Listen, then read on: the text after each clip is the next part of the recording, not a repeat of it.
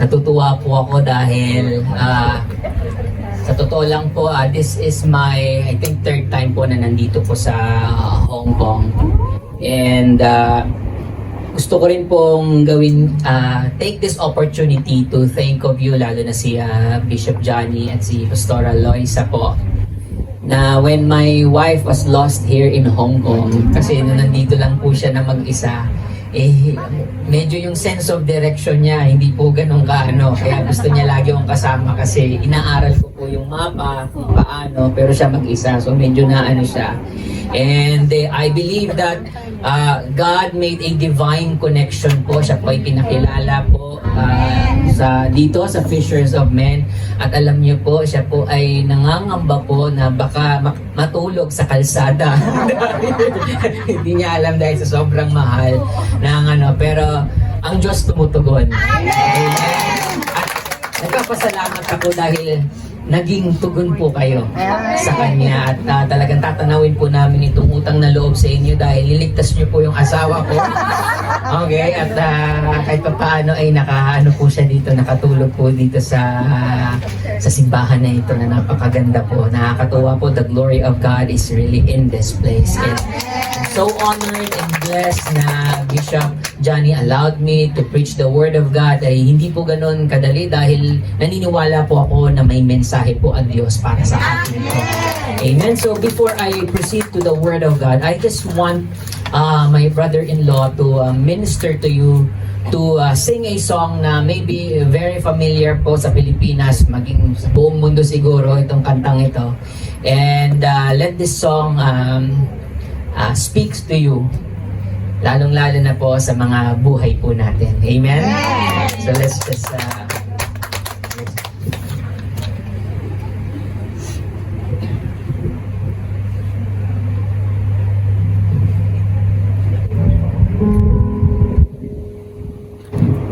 siguro pa hindi ako nakikita ng mga nasa right side. Imagine na lang po yung mukha ko. Yung song na ito, isang title is Dakilang Katapatan. So napaka-memorable sa akin ang song dahil habang nung bata pa ako, narinig ko lagi sa father ko, kinakanta niya lagi. So siguro dating sa punto na nagtanong ako, bakit niya laging kinakanta. So ang story pala nung song is, nung hindi pa siya nakakilala sa Panginoon, meron silang kapitbahay dati na laging pinapatugtog tuwing madaling araw-araw. Pero yung song pala nangusap na sa father ko. Bago siya ma-share ng Word of God, ng salita ng Panginoon, ng gospel, naitanim na pala yung song sa kanya. So, napaka-powerful po nung nangyari sa kanya dahil nakatanggap siya sa Panginoon sa pamagitan ng mensahe ng kanta. So, ito din po yung dala ko. Ang saan ko bang ng mensahe lang po ng song. Maring hindi ako ganun kagaling magsalita ng baya ko. Pero pagdating po sabi ko, by gift po kasi talagang bibigyan po tayo ng Panginoon ng gift. So yun po yung gamitin natin para makapag-wagi po ng kaluluwa. So ito po yung song. By the way po, hindi ko pala kapatid si Sister May. Kasi kanina may nagsabi na bayaw ko kasi sinoli. Akala nila kapatid ko sister. May sabi, kapatid ni Sister May. Hindi po. Sa katawan, malayo po. Ang story po is yung kapatid po ni Pastor Noli, yun po yung wife po.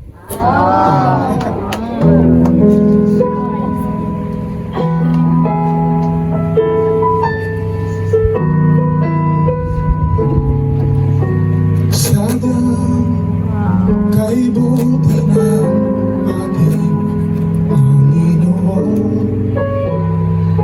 tatapat sa habang panahon, naging sa kabila ng ating magkukulang, biyaya niya'y patuloy na lang. Katulad ng pagsikat ng muntong araw, tuloy siya nagbibigay tanlaw. Kaya sa puso ko ang damdamin Kanya'y aking pupurihin. Dakila ka, O Diyos, tapat ka ng tunay.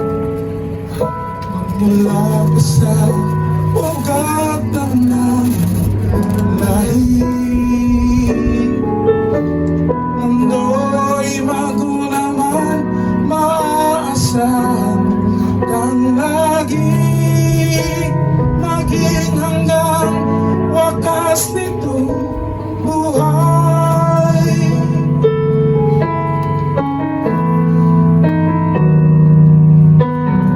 Kaya, O Diyos, ika'y aking purihin. Sa buong mundo'y aking awitin. Dakila ang iyong katapatan. Pag-ibig mo'y walang hanggan. Oh, dakila ka, O Diyos, tapat kang ng tunay. Magmula pa sa ugat ng lahi. Mundo'y magunaman, maaasahan kang lagi. Maging hanggang wakas nitong buhay.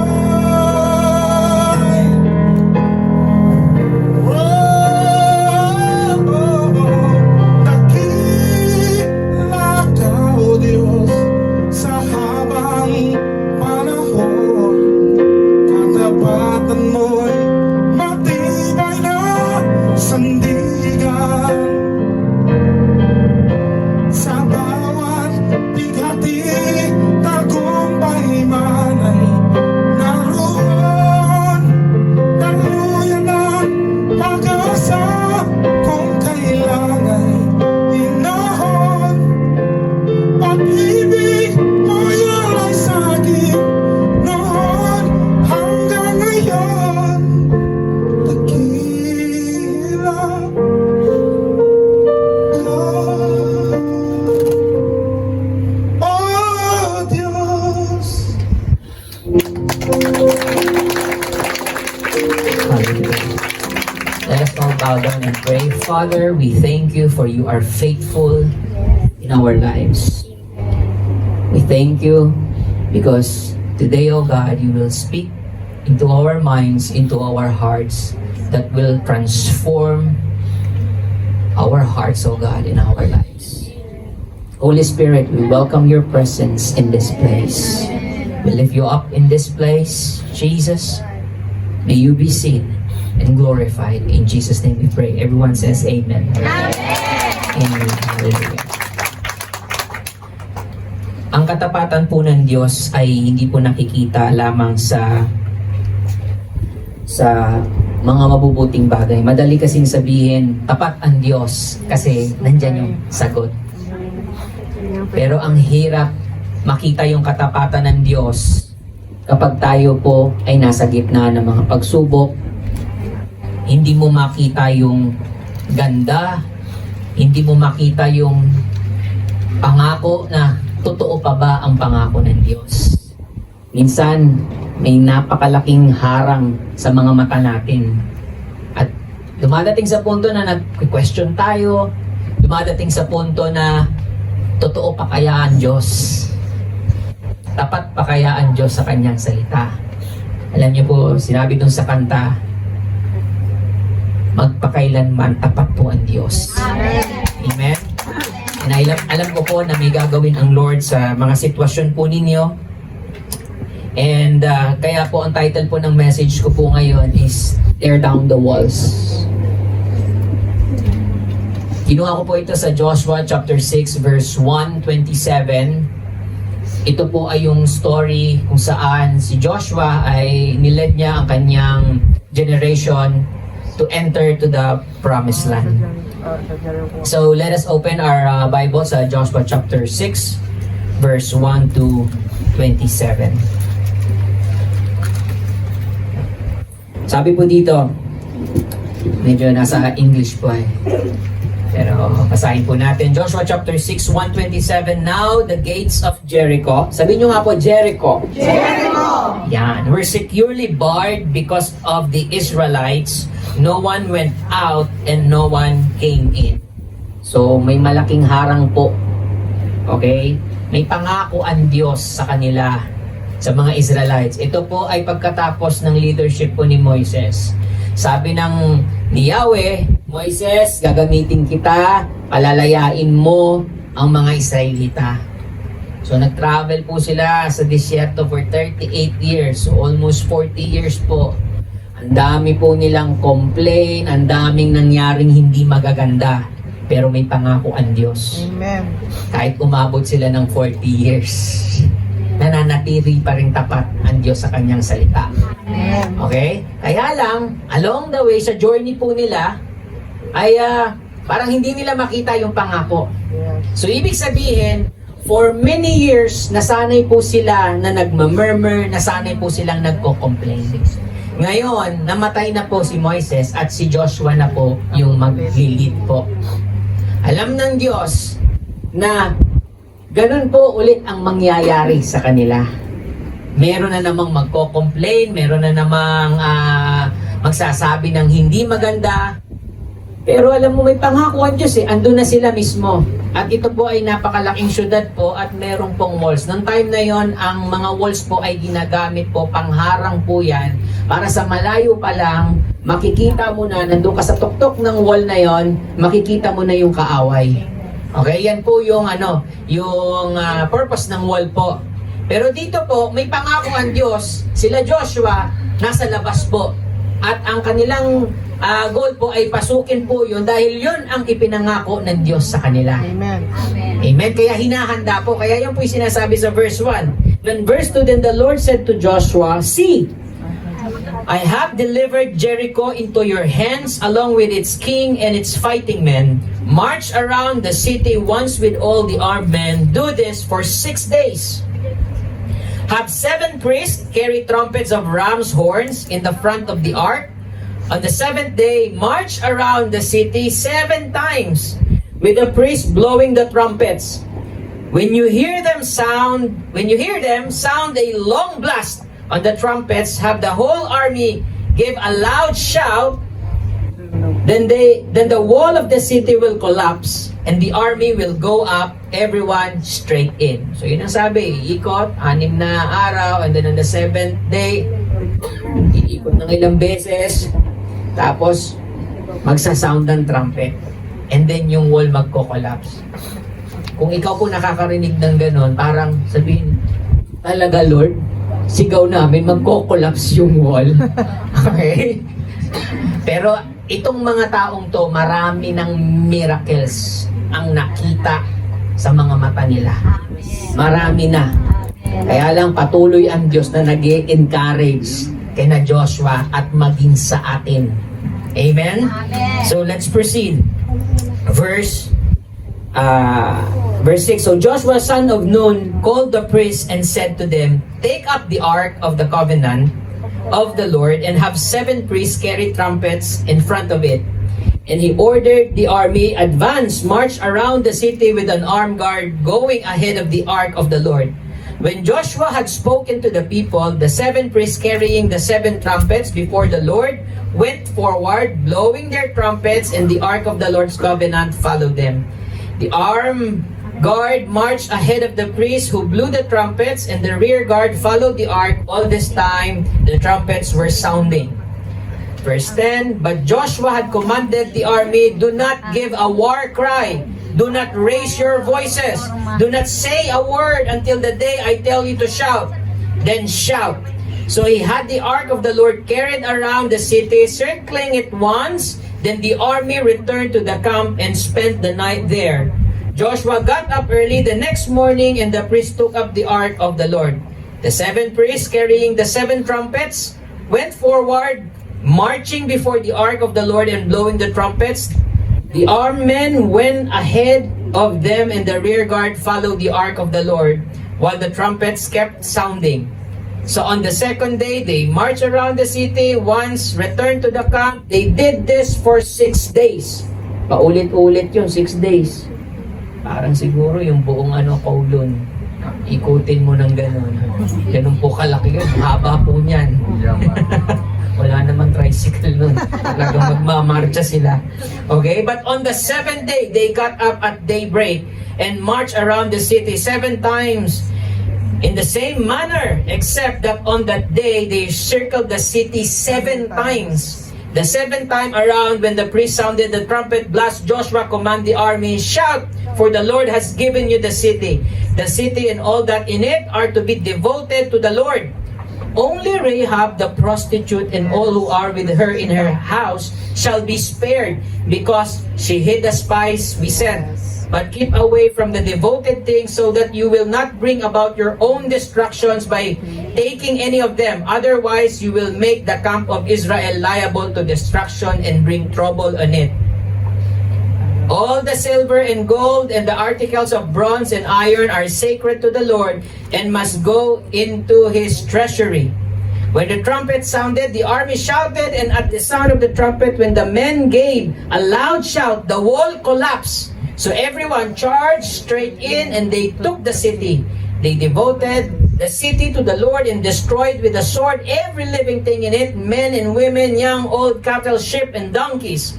Joshua said to the 2 men who had spied out the land, "Go into the prostitute's house and bring her out, and all who belong to her, in accordance with your oath to her." So the young men who had done spying went in and brought out Rahab, her father and mother, her brothers, her sisters, all who belonged to her. They brought out the entire family and put them in a place outside the camp of Israel. Then they burned the whole city, everything in it, but they put the silver, gold, and the articles of bronze and iron into the treasury of the Lord's house. But Joshua spared Rahab the prostitute with her family and all who belonged to her, because she hid the men Joshua sent as spies to Jericho, and she lives among the Israelites to this day. At the time Joshua pronounced this solemn oath, "Cursed before the Lord is the one who undertakes to rebuild this city of Jericho at the cost of his firstborn son. He will lay its foundation at the cost of his youngest. He will set up its gate." So the Lord with Joshua, and his fame spread throughout the land. Naintindihan po ba? Amen. Very good. Si English, ang hirap. Minamadali ko po kasi ang haba nung But yung kwento po is, kailangan nilang pasukin, okay? Kasi andun yung promised land. Kailangan may instruction ng Lord 6 times. On the 7th day, 7 beses magmamarcha, tapos saka sila magsisigaw at magko-collapse yung wall. Tapos meron doon na babae na prostitute, pangalan Rahab. Okay? Na nangako na dahil tinago niya yung mga espiya doon, kasi nagpadala ng espiya, tinago ni Rahab, at sinabi na ito ay we will conquer this place, pero pagdating sa kanya at ng kanyang pamilya, maliligtas sila. At dahil doon, nakapasok sila, at yon ay kumalat sa buong sa mga kapitbahay na bansa. Narinig nila yung ginawa ng Lord. Amen. Ang haba ng binasa natin, pero 3 lamang po yung ibibigay ko po sa inyong points. Gusto niyo po ba yun? Maiksi lang.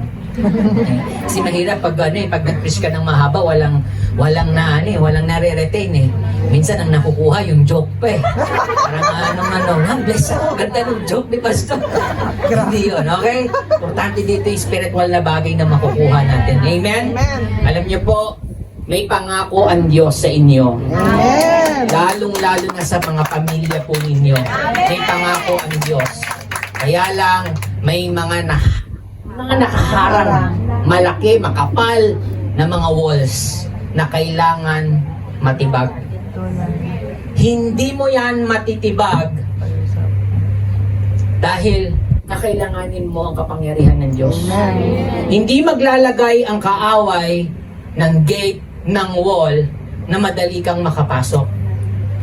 Di ba kaya nga tayo nagpapagawa ng bahay ng may gate? Kasi ayaw natin papasukin. Diba? Yung iba pa nga, may mga bubog-bubog pa yung walls. Para masugatan talaga yung magnanakaw. Diba? Ganun tayo ganun tayo kaprotektado sana eh. Ganun din ang kaaway. Hindi kanya hahayaan na basta-basta makapasok sa pangako na ibinibigay sa'yo ng Diyos. And I believe this church is the best is yet to come. Amen? The best is yet to come. Kaya kung merong natibag ng walls, merong another walls yan. Amen. And this time, it's gonna be a glorious one, a better one. Amen? At lalong-lalo na po sa mga personal po ninyong buhay. Amen? Kaya lang, meron po tayong susi. Sa nabasa po natin, may prinsipyo po ang Diyos. Amen? Number 1, we overcome obstacles through communication. Napaka-importante po ng communication. Ano po to? Pakikipag-usap. Kanino? Sa Diyos.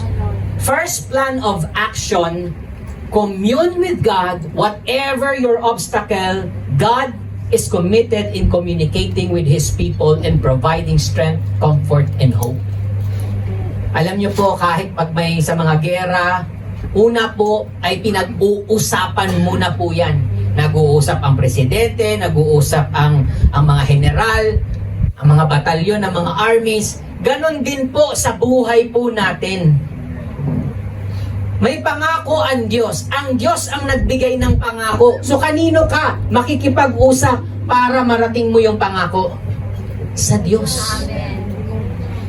Kaya lang minsan, yung technology na meron tayo, napaka-busy po natin. Marami pong boses, maraming sinasabi ang mundo, maraming sinasabi ang social media. To the point na hindi mo na nakikita yung pangako ng Diyos. Dahil sa dami ng boses, sa dami ng nakikita mo sa Facebook, sa dami ng mga fina-follow natin, lalo na pong lumalabo yung pangako ng Diyos sa atin. Kaya napaka-importante na ang kausap po natin ay ang Diyos at hindi ang telepono po natin or ang cellphone po natin. Amen? Andiyan pa po ba kayo? Sino kakausapin natin? Amen. Ay, kinig. Hallelujah. Kaya napaka-importante po yung communication. Pag sinabing communication, ito po yung devotion mo. Yes. Ito yung pag-aaral ng kanyang salita. Ito yung pakikinig sa Kanya. Ito yung paghihintay sa Kanya ng instruction bago ka humakbang. Napaka-importante po nun. Kasi darating sa buhay mo, may malaking problema na hindi mo talaga kakayanin. Inaalaw ng Lord yun, hindi para pabagsakin ka. Pero ang kaaway, yun ang goal niya. Pabagsakin ka. Pero ang Lord hindi. Inaalaw niya para makita mo yung kapangyarihan niya. Amen. Para makita mo yung sarili mo, Lord, hindi ko to kaya. Hindi ko kaya to tibagin tong walls na to. Kaya magdedepende ka sa kapangyarihan ng Diyos. Amen? Dedepende ka sa Kanya, sa kapangyarihan niya. Dahil siya lang ang may kakayanan na magwasak ng mga makahadlang doon sa mga pangako na ibinibigay sa atin ng Diyos. Amen? And are you ready to tear down those walls, mga kapatid? Are you ready to charge in, pumasok doon sa pangako? Amen. Kaya lang kapatid, may mga paghahanda. Hindi biro po yung, minsan kasi parang andaling isipin, lalakad, magmamarcha, anim na, hindi po. Minsan nga, ginagawa ng mga churches yan, yung, okay lang po yun. It's a prophetic gesture. Pero alam niyo po, in reality, kung anuhin niyo po, parang iniikot po nila yung buong syudad po. Ganun po yun. To the point, ang mga sundalo, nagtataka kay Joshua, totoo pa ba? Diyos pa ba yung kausap mo? Bakit ganyan ang gagawin natin? Masisira yung wall sa kakalakad lang natin ng ganon? 45 years. Pastor, masisira yung walls, mawawala yung mga hadlang? Makipag-communicate lang ako? Oo, kapatid. Kailangan mo lang kausapin si Lord. Hindi kung sino-sino yung kinakausap mo para marating mo yung pangako. Sabi ng Lord sa akin, payayamanin ako. Kinausap mo yung kung sino-sino mga businessman na nangi-scam, kung sino yung Minsan nakikita mo sa Facebook, ito, may mga opportunity. Tayo naman, gusto natin ng madalian. Click naman natin. Kapatid, makinig tayo sa instruction ng Lord. Huwag kung sino-sino, huwag kung ano yung nakikita natin. This is the instruction of the Lord. Kaya nga sinabi ng Lord sa Joshua 1:8, di ba sinabi, this book of law, meditate it day and night. Maraming itinuturo po ang leader, maraming tinuturo ang pastor. Hindi po yan lahat pumapasok, hindi yan agad-agad ni-apply. Kaya kailangan observe kung nagagawa ba natin yun. Kasi yan ang tanging susi mo para matanggal yung mga nakahadlang sa mga pangako ng Diyos para sa iyo. Amen? Number 2, we defeat difficulties through compliance. Sabihin nyo nga po, compliance. Pag sinabing compliance, comply. Susunod ka. Kapag sinabing, punta ka doon sa 7-Eleven, hindi ka magtatanong, sarado pa doon, pastor eh. Diba? Minsan ganun tayo. Inuunahan natin, sarado pa yun eh. Yung dito dyan, hindi naman 24 hours eh. Pero anong instruction? Pumunta sa 7-Eleven. O anong gagawin? Pumunta sa 7-Eleven. Hindi questionin. Okay? Instructions, directions ay ibinibigay yan sa atin para sumunod.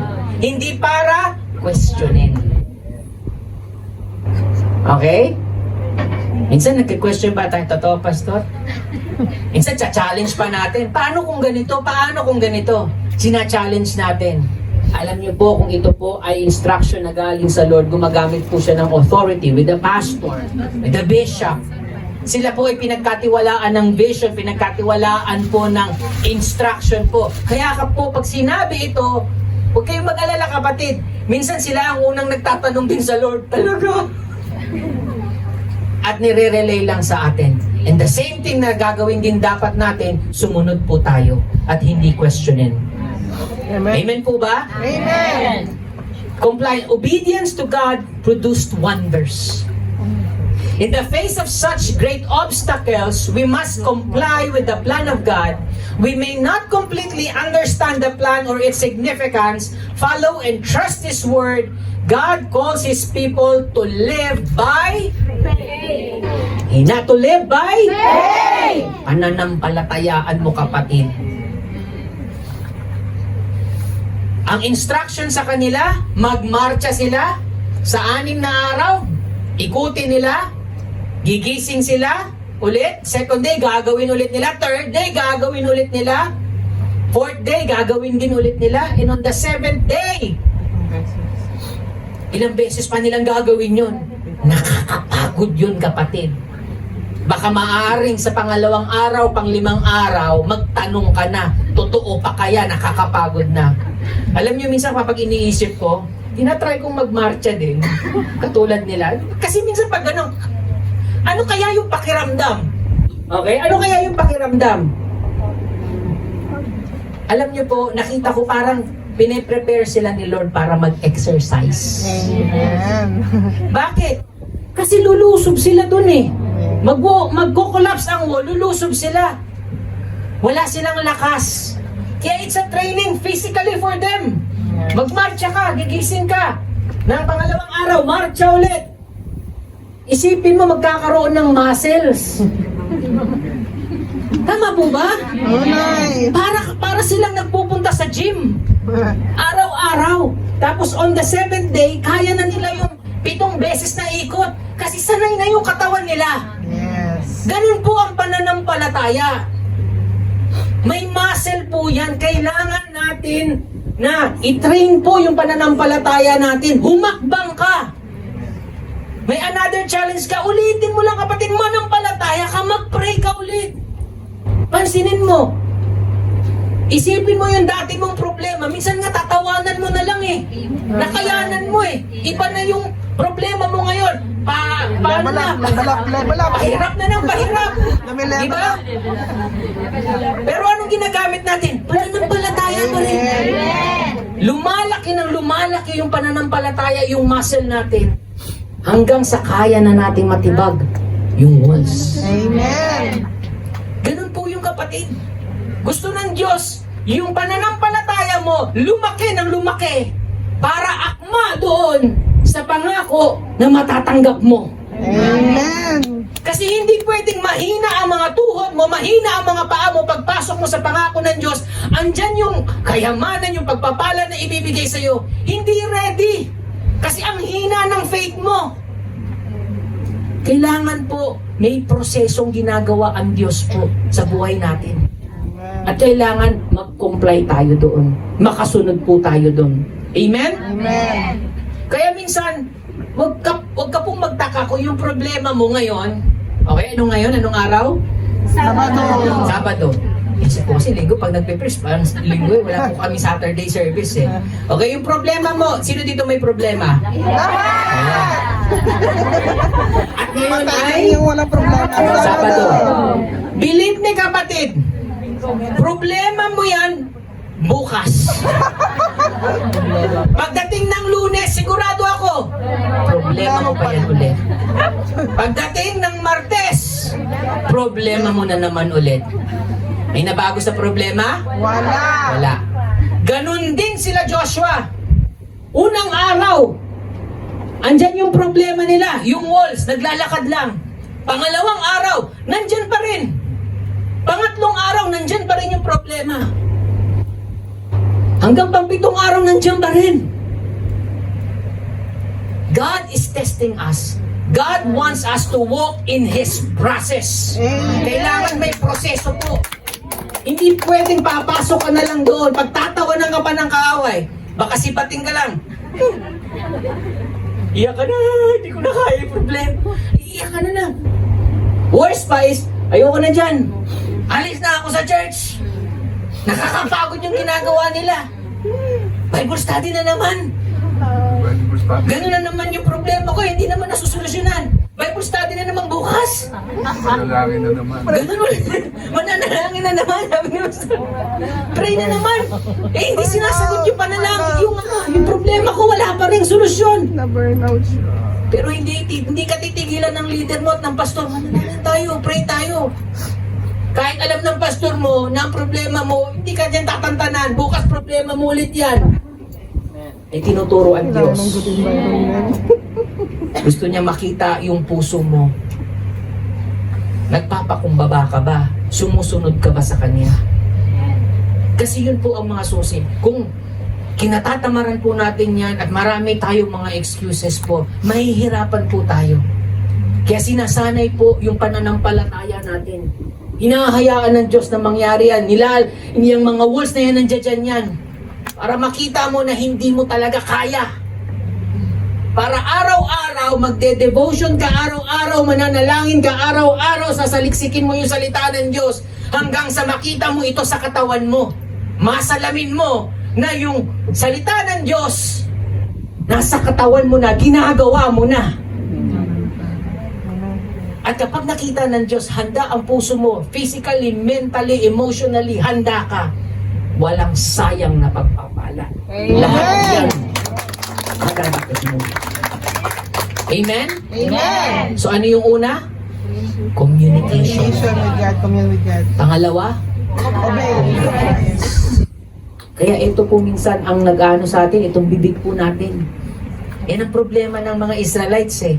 Pero sa totoo lang, problema ng lahat ng tao yan. Lalong-lalo na sa panahon ngayon, kitang-kita mo na yung reklamo dito pa lang sa cellphone. Yung mga problema pinupost. Naghasik ng problema. Pati yung mga nagbabasa. Nagko-comment. Pati sila din, nadamay. Tapos may nag-comment na kapatiran. Inaway. Nadamay din sa problema na yun. Ano lang naman ako, nag-comment lang naman ako. Nadamay pa siya. Hindi ko alam yung pinagdadaanan ko. Na. Ay, hugod. Kapatid, Grabe. minsan ang kailangan po natin ay Huwag ka nang mag-comment. kailangan natin tumahimik. Kaya 6 na araw, tahimik lang.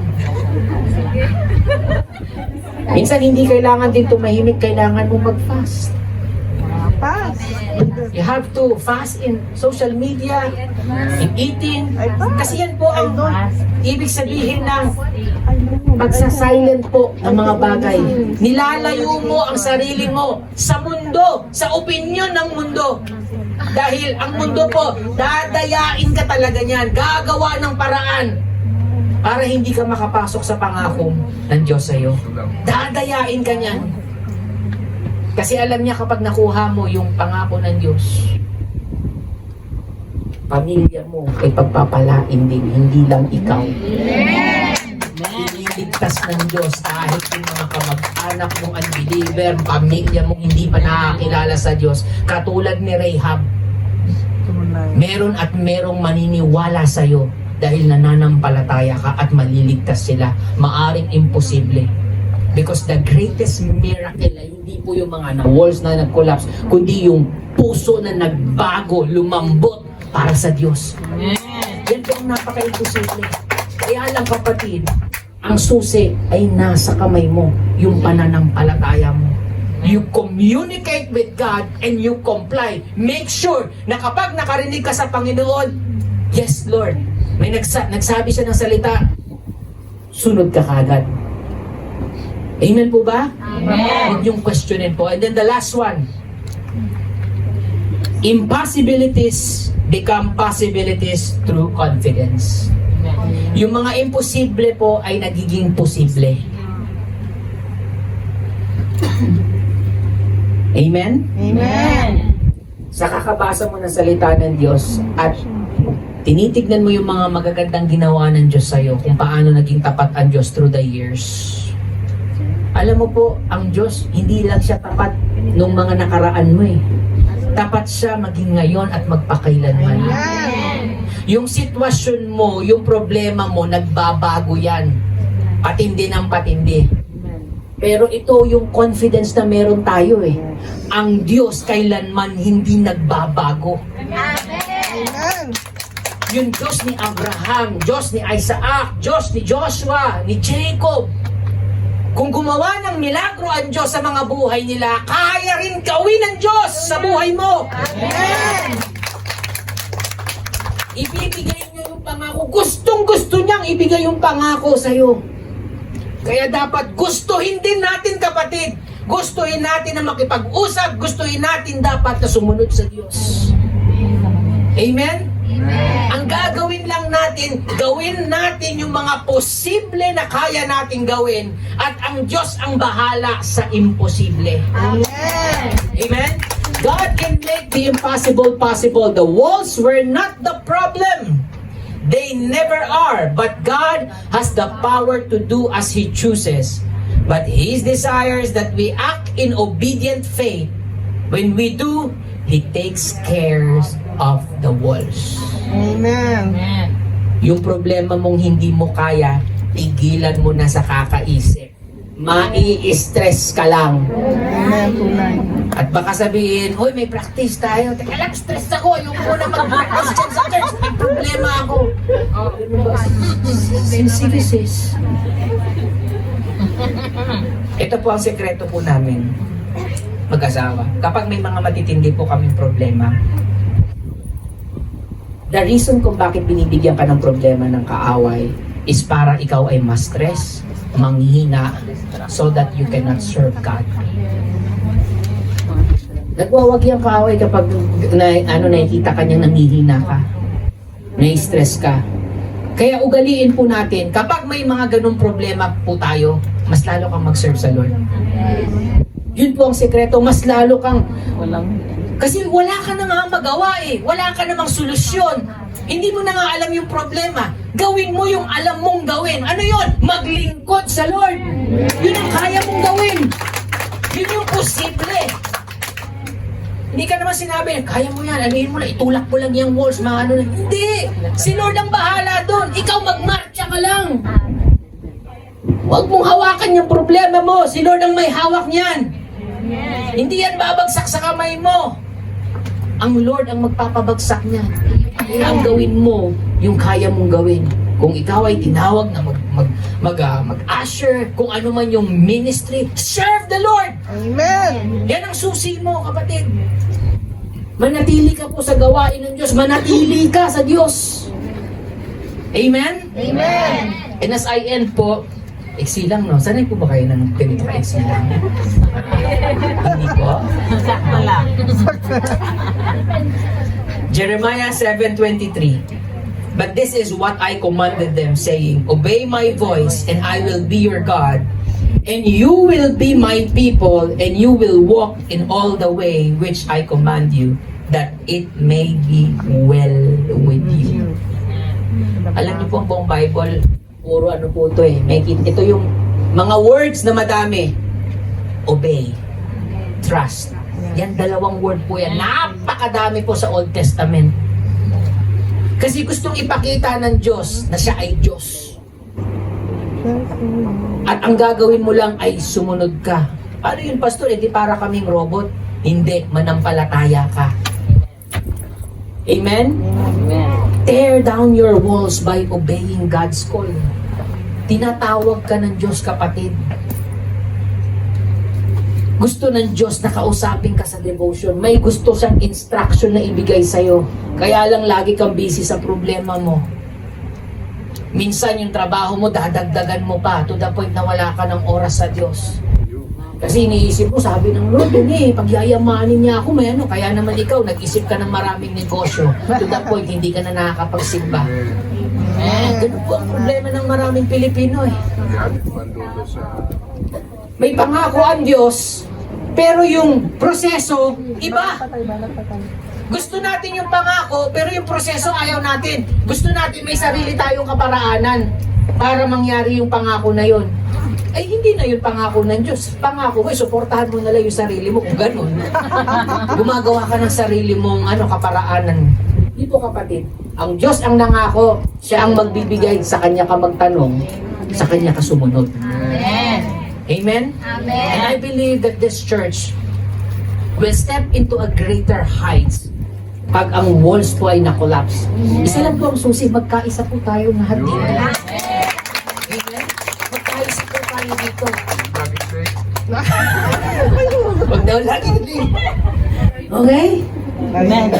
Kasi nung nagmarcha sila, kailangan impunto. Nandun na sila, nagmamarcha. On time sila. Hindi pwede, nagmamarcha na kami. Tulog ka ba? Yun yung instruction sa atin Eh, diba? Alam niyo, pag mga ganyan, pag ang pastor na ganyan. Diba? Gusto mang pagsabihan eh. Siyempre, ayaw namin masaktan. Baka balat sibuyas pa to. Baka umiyak pa. Ako saan sa magpunta. Ano ba yun? At inano ka mo, na-late lang ako. Ang dami yung sinabi. Parang relate kayo Tama kayo Ang maganda sa Lord, may pagkakataon pa. Amen? Kaya ka nga niya binuhay ngayon kasi alam niya, darating sa next Saturday, di na yan late. Amen? Amen. Tignan mo. Pag hindi ka na late, tignan mo, matitibag na yung walls.